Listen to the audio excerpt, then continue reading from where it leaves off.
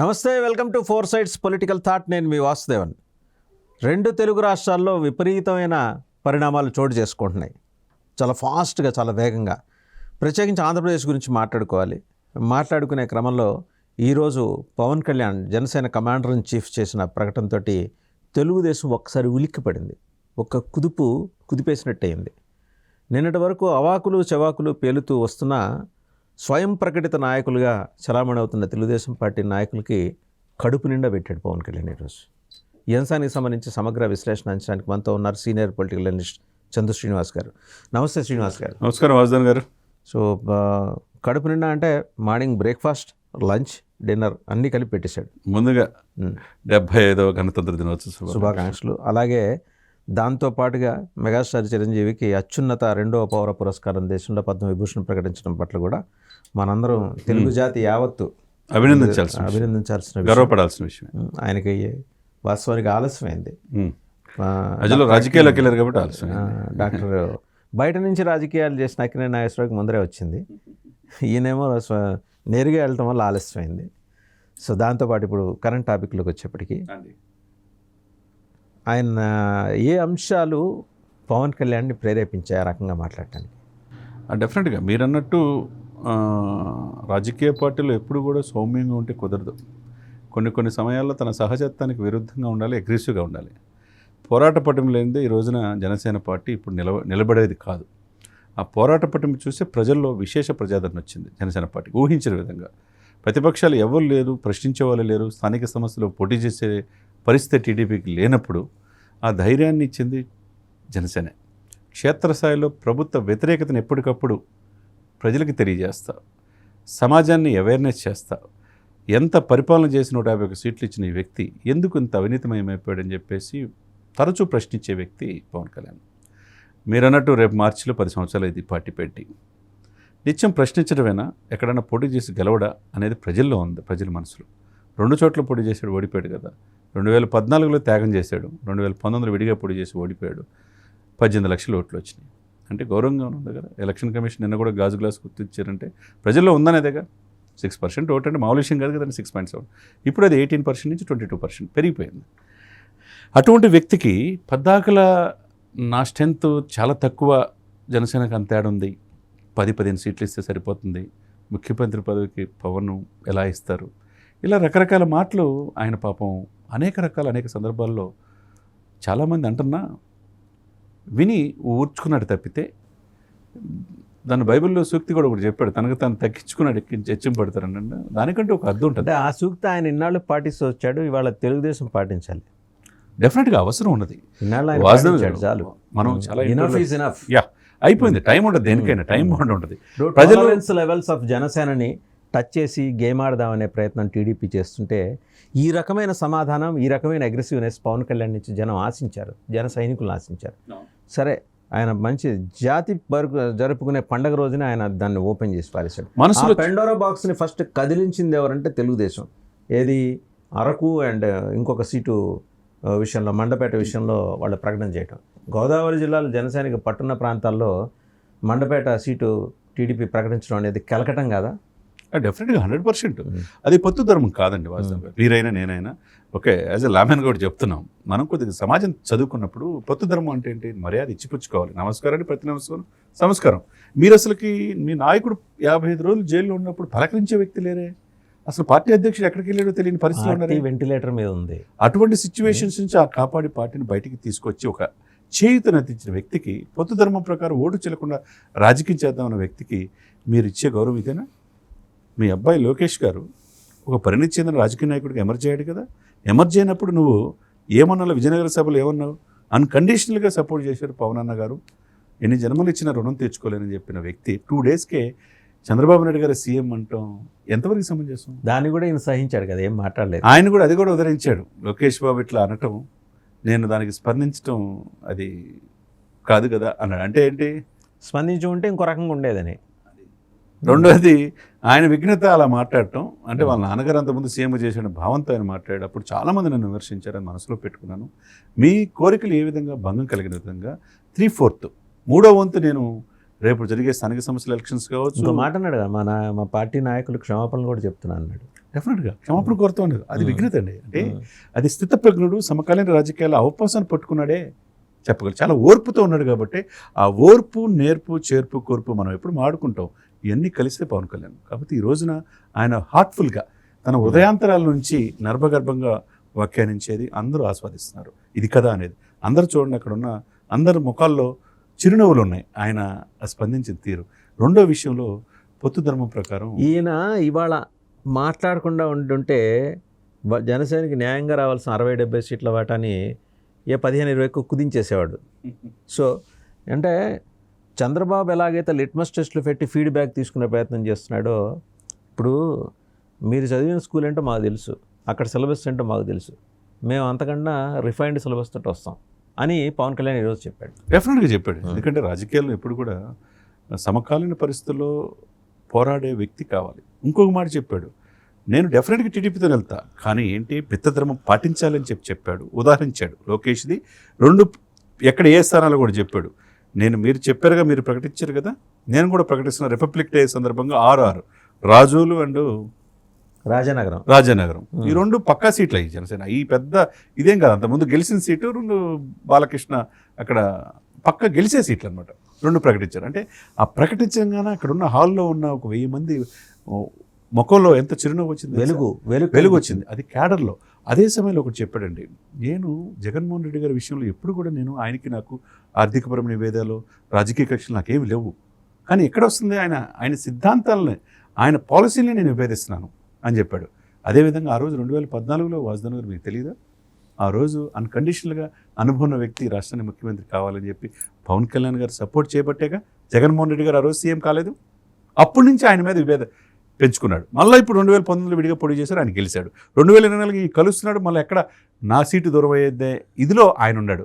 ఒకవైపు ఇవన్నీ ఒక ఎత్తు అయితే ఆయన కూడా ఉద్ధరించాడు పవన్ కళ్యాణ్ గారు. ఈ రాజకీయాల్లో జగన్మోహన్ రెడ్డి గారు అంత తక్కువ అంచనా, ఆయన ఎవరైనా ఒకటే, నేనైనా ఎవరైనా ఒకటి. చివరికి వాళ్ళ సిస్టర్ను కూడా, సోదరుని కూడా వదిలిపెట్టడంటే ఇక ఆలోచించుకోండి. అంటే ఆయన రాజకీయాలకు తగ్గట్టుగా ధీటుగా చేయాలంటే మిత్రధర్మం పాటించాలి, ఓటు చెల్లకుండా రాజకీయం చేయాలి, లేకపోతే గెలవటం కష్టం అనేది స్పష్టమైన సంకేతాలు. అంటే మన డిఎన్ఏలో ఏదన్నా ఉంటే దాని గురించి మాట్లాడుకుంటాం, లేని వాళ్ళ తెలుగుదేశం పార్టీ డిఎన్ఏలోనే మిత్రధర్మం లేదు. బీజేపీకి మామూలు మొట్టికాయలు తగల ఇంతలో వాచ్ని బొప్పి కట్టినాయి వాళ్ళకి బీజేపీ వాళ్ళ తల్లు. అసలే నార్త్ ఇండియన్స్ ఏమో కదా, కొంచెం మనకన్నా విశాలంగా ఉంటాయి వాళ్ళ తల్లు. బొప్పి కట్టి ఇట్లా బొప్పి తడుగుకుంటూ తిరిగారు బీజేపీ వాళ్ళ దేశం మొత్తం, ఈయన వల్ల నితీష్ కుమార్ వల్ల. సో మిత్రధర్మం అనేది బేసిక్గా టీడీపీ డిఎన్ఏలో లేదు, టీడీపీ సిలబస్లో లేదు. వాళ్ళ నుంచి ఈయన మిత్రధర్మం ఎలా ఆశిస్తారండి? మొదటే కాపురం చేసే కళ కాలిగోళ్ళ నాడే తెలిసిందని ఒక సామెత ఉంటుంది తెలుగు. కాపురం చేయడానికి వచ్చిన అమ్మాయి కాలిగోళ్ళు చూస్తారు, వెనకడికి పెద్దోళ్ళు చెప్తుంటారు, సవ్యంగా ఉంటే బాగానే చేస్తుంది. ఈ 2 సీట్లు ప్రకటించగానే ఇది కాపురం చేసే కళేనా అనే అనుమానం పవన్ కళ్యాణ్కి వచ్చింది.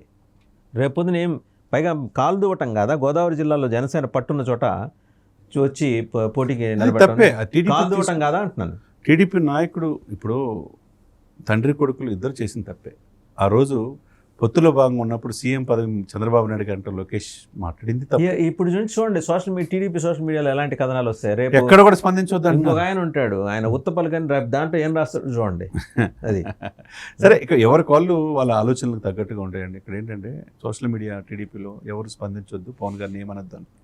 అదే సమయంలో లోకేష్ గారు అన్న మాట తర్వాత అవును చంద్రబాబు నాయుడు సీఎం అని అన్నారుగా ఇదే సోషల్ మీడియా. అప్పుడు మాత్రం జనసేన ఏమనలేదు కదా. అంటే మిత్రధర్మం మీకొకట వాళ్ళకొకట.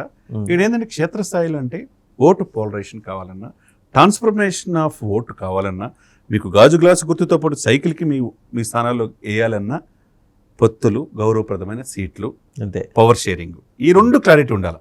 ఇప్పుడు ఈరోజు పవన్ కళ్యాణ్ మాట్లాడిన దాన్ని బట్టి పవన్ కళ్యాణ్ గారి ఆలోచన ఏంది, ప్రజల్లో ఉన్నది ఏందో చెప్పాడు స్పష్టంగా. మీరు మిత్రధర్మం పాటించి నేను పాటిస్తానని చెప్పాడు. ఆ విధంగా ముందుకెళ్దాం అన్నాడు. ముందుకంటే మిత్రధర్మం అంటే గౌరవప్రదమైన సీట్లు, కొంతమంది 53 సీట్లు, కొంతమంది 70 సీట్లు. నేను తీసుకోవడానికి రెడీగా ఉన్నా. నేను 2019లో నేను 100 పైన స్థానాలు పోటీ చేసినప్పుడు 134 పోటీ చేసినప్పుడు కనీసం 30 మందిని గెలిపిస్తే నేను ఈరోజు సీఎం అడిగామని అన్నాడు. అంటే ఒక రకంగా ప్రజలకు కూడా పద్దాకలు మీరు సీఎం అంటాం కాదు, నాకు ఓటేసి నన్ను గౌరవప్రదంగా చూసుకోండి అని చెప్పాడు. అదే సమయంలో ప్రజలకు ఒక రకమైన హింట్ ఇచ్చాడు. అదే సమయంలో నేను గౌరవప్రదంగా ఎందుకు నేను పోరాడుతున్నానని చెప్పాడు. ఇంకొకటి, నేను మీ గౌరవానికి భంగం కలిగిన విధంగానే నేను వెళ్తాను. ఎందుకు రాజకీయాల్లో ఉన్నానంటే బలమైన అవినీతిపరుడు అక్కడ ఉన్నప్పుడు ప్రజల వ్యతిరేకత ఉన్నప్పుడు అతన్ని దించాలి అనే ఆలోచనతో నేను వెళ్తున్నా ముందుకి. అన్ని వదులుకొని వచ్చాను. నాకు సర్వస్వం అనేక మాటలు పడుతున్నా. పర్సనల్గా వ్యక్తిగత హననం చేస్తున్నారు నన్ను, వ్యక్తిగతకు దూషిస్తున్నారు నన్ను, నా కుటుంబాన్ని. అయినా మీకోసం ఉన్నాను అని చెప్పి ఈరోజు మాట్లాడిందంటే నిజంగా ఈ అకేషన్ పురస్కరించుకొని ఆయన హృదయాంతరాలు వచ్చిన మాటని అందరూ హర్షాతిరేకతలు వ్యక్తం చేస్తున్నారు. అన్ని పార్టీలు చాలా కీన్గా అబ్జర్వ్ చేస్తున్నాయి. రెండో విషయం ఏంటంటే, మీరు ఒకటి గమనించండి, పవన్ కళ్యాణ్ ప్రాధాన్యాన్ని గౌరవంగా అంగీకరించి ముందుకు నడవాల్సిన తెలుగుదేశం కొత్తగా ఎంట్రీ ఇచ్చిన షర్మిల పార్టీని భుజానేసుకుని తిరగటం అనేది కూడా సరే, రాజకీయ పరంగా వాళ్ళకుండే విధానాలు ఏంటో మనకి తెలియదు. ఇప్పుడు ఆల్రెడీ మీకు ఒక మిత్రుడు ఉన్నాడు, ఆయన పక్కన పెట్టేసి నేను మీ ఇంటికి వస్తానండి, మన మధ్యన ఎప్పటి నుంచో ఫ్రెండ్స్ని, అక్కడ ఎవరో కొత్తగా వస్తున్నారని చెప్పేసి నన్ను వదిలేసి వెళ్ళిపోతారా మీరు? అది తప్పు కదండి, మిత్రధర్మం పాటించాలి. మరి అదే ఆ మిత్రధర్మం పాటించాలనే మాట ఆయన అన్నాడంటే ఇదే కారణం. షర్మిల గారి పార్టీ వచ్చింది, షర్మిలకి ఈయన స్క్రిప్ట్లును కథనం చిత్రానువాదాలు అన్నీ చేస్తున్నారట. ఇప్పుడు ఆమె కూడా ఏం స్క్రిప్ట్లు ఇచ్చినా చంద్రబాబు నాయుడు కూడా సమానంగా తిడుతుంది కదా. ఒక మాట అన్నది పవన్ కళ్యాణ్ జనసేన అంటలేదు ఆమె. అనడానికి ఏముందని చెప్పి అంటారు. ఇప్పుడు నాకు అన్యాయం చేశాడు మా అన్నయ్య, నేను ఆయన వదిలిన బాణం కాదు, ఇప్పుడు ఇంత స్పెషల్ స్టేటస్ ఎందుకు తీసుకురాలేకపోయాడు జగన్మోహన్ రెడ్డి అని చెప్పి అడుగుతుంది. నేను నన్ను అన్ని రకాలుగా వాడుకొని నడి రోడ్డు మీద నా బిడ్డలను కూడా వదిలేసి ఆయన కోసం ఆయన సీఎం అవడానికి సహకరించాను, మారిపోయాడు సీఎం అయిన తర్వాత అని చెప్పంటుంది. క్రిస్టియన్స్ మైనారిటీ మీద మణిపూర్లో ఇన్సిడెంట్ జరిగితే క్రిస్టియన్ అయ్యుండి ఎందుకు నువ్వు ఆ రోజు స్పందించలేదు, బీజేపీకి ఎందుకు అంటగాడుతున్నావు అని చెప్పి ఒకటి స్పెసిఫిక్ ఎజెండా తోటి వచ్చింది అనుకోండి. ఆవిడ విషయం పక్కన పెడితే, పవన్ కళ్యాణ్ గారు జనసేన విషయంలో తెలుగుదేశం పార్టీ అనుసరిస్తున్న వైఖరి అయితే అభిలషణీయమైన వైఖరి కాదు. ఇప్పుడు ఆయన మేల్కొన్నాడు, ఇంతకుముందే మేల్కొన్నాడు, ఇవాళ మేల్కొన్నట్టు మనకు కనిపించాడు. అవునండి, ఏం చేయాలో ఆయనకి తెలుసు, అన్ని వ్యూహాలు అవన్నీ ఆయనకి తెలుసు. డెఫినెట్గా కానీ చిట్ట చివరి నిమిషంలో కూడా ఇలా వచ్చి పట్టేసుకుంటారు. పట్టు పరిశ్రమ అంటారు దాన్ని. ఆ పరిశ్రమలో తెలుగుదేశం పార్టీ అగ్రనాయకత్వం నిష్ణాతులు, వాళ్ళు దే హ్యావ్ మాస్టర్డ్ దట్. ఇది కాక వాళ్ళకి ఒక institute of systems management and training అని ఉంది కరకట్లో, కిస్మత్ అని. సిస్టమ్స్ అంటే కంప్యూటర్ సిస్టమ్స్ కాదు, వ్యవస్థల మేనేజ్మెంట్కి సంబంధించి. వాళ్ళకి 30 ఏళ్ళ అనుభవం ఉంది. సో ఆయన ఒక బిగ్ ఎలిఫెంట్ తోటి నడుస్తున్నారు పవన్ కళ్యాణ్ గారు. అది సవ్యంగా నడిచినంత వరకు ఓకే. తెలుగుదేశం ఏమన్నా కాస్త అటు ఇటు ఏమరపాటుకుంటే కాలేసి తొక్కేసే రకం ఆ పార్టీ. బీజేపీకే తప్పలేదండి, నేను మళ్ళీ టైం అండ్ అగైన్ చెబుతున్నా. బీజేపీని బదనాం చేసి మార్కెట్లో వాళ్ళు ఇంకొక కనీసం 20-30 ఏళ్ళు ఇక్కడ ఈ తెలుగు రాష్ట్రం ప్రత్యేకించి ఆంధ్రప్రదేశ్లో శ్వాస తీసుకోవడానికి వీళ్ళు లేకుండా చేసి పారేశారు. సో అలాంటి పార్టీతోటి ఈయన వాళ్ళు అడగల, ఈయనంతటా ఈయన పోన్లే, ఆయన పెద్ద ఆయన జైల్లో ఉన్నాడు, మనం సపోర్ట్గా నిలబడదాం. జగన్మోహన్ రెడ్డి దుర్మార్గ పాలన వాళ్ళకి అయితే జరుగుతుందంటే ఆ పార్టీ వాళ్ళు వచ్చి చేస్తున్న దాన్ని మీరు ఎలా చూస్తున్నారు? డెఫినెట్గా ఇప్పుడు ఈ అన్ని విషయాల్లో పవన్ కళ్యాణ్ గారే పరిణితి చెంది ఉన్న పరిస్థితుల రీత్యా జగన్మోహన్ రెడ్డి గారిని ఓడించాలి, ఆ ప్రభుత్వాన్ని దించాలి అంటే టీడీపీతో కలిసి వెళ్ళాలనేది ఫస్ట్ ఈయన అడిగాడు. అంటే మిత్ర ధర్మంతో ఈయన కరెక్ట్గానే ఉన్నాడు. ఆ ధర్మం పాటించింది టీడీపీ. ఎవరు అవుననుకున్నా క్షేత్రస్థాయిలో ఉన్నదే అది. నమ్మట్లేదు వాళ్ళు క్షేత్రస్థాయిలో. అసలు వద్దు ఈ సిచ్యువేషన్ మనకెందుకు, ఒంటరిగా పొడి చేద్దాం, కొన్ని సీట్లు వచ్చినా పర్లేదు, మనం గౌరవంగా ఉందాం అనే వాళ్ళు ఉన్నారు. అదే సమయంలో బీజేపీతో కలిసిపోయి వెళ్దాం, బీజేపీ ఎదురికి మమ్మల్ని పవన్ గారిని సీఎం చేద్దామని చెప్పే కదా వాళ్ళ ఆలోచన అనేవాళ్ళు ఉన్నారు. ఇట్లా ఈ రెండు పారామీటర్స్ బీజేపీ వాళ్ళు చేస్తారు. మధ్యప్రదేశ్లో ఒక సాధారణ మధ్యతరగతి కుటుంబీకుడిని బీజేపీ సీఎం చేస్తుంది. ఇక్కడ ఈయన మోస్ట్ పాపులర్ ఫిగర్, ఎందుకు కాదండి సీఎం అవుతారండి? డెఫినెట్గా అవుతాయి, అయ్యే అవకాశాలు స్పష్టంగా ఉన్నాయి. కాబట్టి ఈ రోజు జరిగిన పరిణామం అనేది ఒక రకంగా అవతల వాళ్ళకి శుతిమెత్తంగా చాలా క్లారిటీగా, అందరికీ జనసేన కార్యకర్తలకైతే వినసొంపుగా, అవతల వాళ్ళకి కొద్దిగా ఏమనుకుంటున్నారు? తెలుగుదేశం అగ్రనాయకత్వం ఏమన్నా దీని మీద రియాక్ట్ అయ్యే స్పందించాల్సిన అవసరం ఉంది. స్పందించాలి అంతే, 100% స్పందించాలి. మొన్న స్పందించకపోతే ఇప్పుడు అంటే ఆయన ఉదయంలో దాచిపెట్టుకున్నాడు అంతే. ఆయన విఘ్నుడు కాబట్టి, స్థితప్రజ్ఞుడు కాబట్టి మీరు అన్న మాటలు ప్రతిదీ కూడా చూస్తూ ఉన్నాడు. క్షేత్రస్థాయిలో మరీ తగ్గే ఇది కాదు అతని అంతరంగం అనేది ఈరోజు తెలిసిపోయిందండి. మీరు జాగ్రత్తగా ఉండండి, పొత్తుధర్మం పాటించి మనం అవతల వ్యక్తిని ఓడిద్దాం. పొత్తుధర్మం మీరు ఎలా ఉంటే నేను ఎలా ఉంటాననేది ఒక రకమైన ఇండికేషన్ని సుస్పష్టంగా శుతిమెత్తంగా చెప్పాడని మనం అనుకోవాలా. దీని పట్ల చంద్రబాబు నాయుడు గారు కూడా తనకున్న అనుభవాన్ని చూసుకొని, ఇప్పుడున్న పరిస్థితులు, అప్పుడు అనుభవం వేరు, పోరాట పటం. ఇప్పుడు పోరాట పటం అయితే రాజకీయాలు సాధించడం కష్టం. జనసేనకు ఆ ప్లస్ ఉంది. జనసేన టీం రేపు బూత్ స్థాయిలో నిలబడాలంటే, మీ టీడీపీ కూడా అండగా నిలబడాలంటే జనసేన ఉండాల్సిందే. జనసేన లేకుండా ముందుకెళ్ళే అవకాశం లేదు. కాబట్టి ఇవన్నీ గుర్తుపెట్టుకొని చంద్రబాబు నాయుడు గారు ఈ విషయం మీద ఆయన కూడా జాగ్రత్తతో అభ్యర్థులు ప్రకటించేటప్పుడు ముందు జాగ్రత్తగా ఉండాలి. I came to know through my observation, ఫైనల్గా మీతో షేర్ చేస్తున్నా, 50 సీట్లు గెలిచే సీట్లు, జనసేనకి సత్తా ఉన్న చోట సీట్లు జనసేనకి ఇవ్వకపోతే జనసేన నుంచి టీడీపీకి ఓటు ట్రాన్స్ఫర్ కాదు. ఒక సాలిడ్గా సర్వే అవుట్కమ్ ఇది. బహుశా ఈ విషయం తెలిసే తెలుగుదేశం నాటకాలు మొదలెట్టిందంటారా? మేబీ అఫ్ కోర్స్, అంటే క్షేత్రస్థాయిలో ఏంటి అనేది మనకి ఇప్పుడు ఒకవైపు ఏమంటే వైసీపీ 4 విడతలు అయిపోయి 4 లిస్టులు ఇచ్చారండి. ఇంకొక 2 లిస్ట్ ఇస్తారు. ఇంకో 2 లిస్టులు ఇచ్చేటట్టున్నారు. చాలామంది తక్కువ అంచనా వేస్తారు. జగన్మోహన్ రెడ్డి ఏం తక్కువేం కాదు, చాలా సోషల్ ఈక్వెన్స్లో భాగంగా వెళ్తున్నాడు ఆయన. దేనికైనా రెడీ అయ్యి వెళ్తున్నాడు. ఆయన తక్కువ అంచనా వేస్తే యువతల వాళ్ళు దెబ్బతిని పరిస్థితుంది. కాబట్టి ఇక్కడ అదే ఇదిగా వీళ్ళిద్దరూ చాలా స్పష్టంగా ఉండాలి. ఈ నాయకులు ఇద్దరు, చంద్రబాబు నాయుడు గారు, పవన్ కళ్యాణ్ గారు. అసలు గౌరవప్రదమైన అంటే ఏంటి? నీకు అన్ని విధాలా అన్ని వేళ మీకు పల్లకీలు ఎక్కాలి, మేమే ఎక్కాలంటే కుదరదు. అవతల మీ స్నేహాస్తం అందించిన వ్యక్తికి కూడా మీరు గౌరవప్రదమైన సీట్లు ఇవ్వాలి. అది 50 ఇస్తారా 60 ఇస్తారా అనేది ఇస్తే తప్పితే ఓటు ట్రాన్స్ఫర్మేషన్ కాదు అనేది స్పష్టంగా కనపడుతుంది. అప్పుడు తగ్గకుండా ఇవ్వాలి కదా. ఇవ్వాల్సిన బాధ్యత చంద్రబాబు నాయుడు. అసలు ఇచ్చేది ఏంది, పుచ్చుకునేది ఏంది సార్? అసలు వాస్తవంగా చూసుకుంటే స్నేహధర్మం 175 ఉన్నప్పుడు సగం పోటీ చేయాలి మీరు. న్యాయం అది. మీకు 65 నియోజకవర్గాలు, జోగి గారు 65 నియోజకవర్గం 10,000 ఓట్ల పైన వచ్చినాయి కదా అని చెప్పంటున్నాడు కదా. మరి అది ఇవ్వాలి కదా. సరే, అది కూడా అడగట్లా. గౌరవప్రదంగా 50 తగ్గకుండా ఇస్తే రేపు మీకే బెనిఫిట్. అంతే కదా, టీడీపీకే బెనిఫిట్. అది నమ్ముతారు టీడీపీని. లేకపోతే మీరు ఏదో మేము ఇచ్చినట్టు తీసుకుంటాడులే పవన్ కళ్యాణ్ అనుకుంటే అది క్షేత్రస్థాయిలో అలా లేదు. అది కూడా మీరు సర్వేలు అదే ఆ మాట కూడా ఇందాక ప్రస్తావన చేశాడు, నెంబర్ మాట.